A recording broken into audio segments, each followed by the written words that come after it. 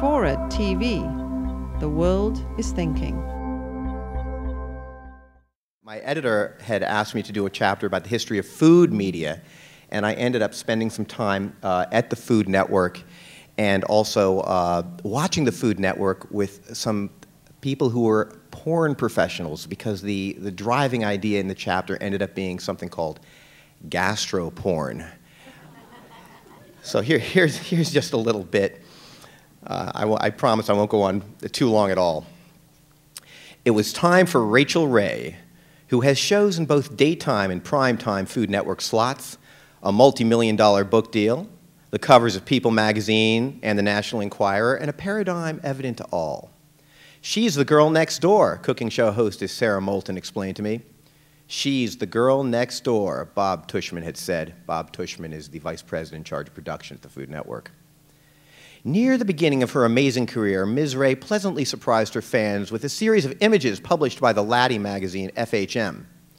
The most popular of these photographs proved to be one of Ray Ray in frilly underwear licking chocolate syrup from the tip of a pendulous wooden spoon. In another shot, Ray sat with her legs kicked up on the kitchen counter, her bare thighs smeared with egg whites. I watched Ray Ray do her perky act with a ripe tomato. I just love giving it a good smash with the palm of my hand, she bubbled. A good whack. Then I run my knife through it. Her glistening fingers closed around the dripping fruit. Of course, for every Mary Ann, there's a Ginger. And the Food Network's resident glamazon would be Giada de Laurentiis. Giada, Bob Tushman explained, has a huge following. She has filled out her skin and really fills out the TV screen. I watched as Giada prepared some Italian cookies. As usual, she was dressed in a tight, sleeveless top. Now I can touch the dough and elongate it, she said. I'm getting it all over my fingers. When Giada squeezed a lemon, the cameras moved in for a close-up of the abundant yellow stream. All that juice, came Giada's thick voiceover. Giada promised that her panna cotta would be smooth and creamy in your mouth. Then she poured the honey. Look how easily the honey comes out. Wow. So what opened up the Food Network to you from that point of view? How did you start looking at it from that vantage point?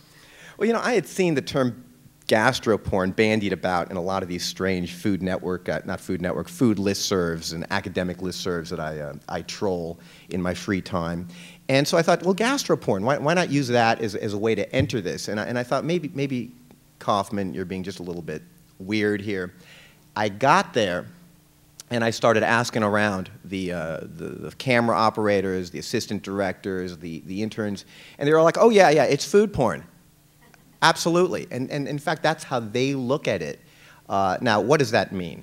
I mean, clearly nobody would mistake Julia Child for Jenna Jameson or Linda Lovelace. The idea here is it's the way that the food itself, the piece of steak is shot, and how the cameras go back and forth over it endlessly and up and down, and how they actually have cameras hanging from the ceiling so they can, as they say, get into the bowl.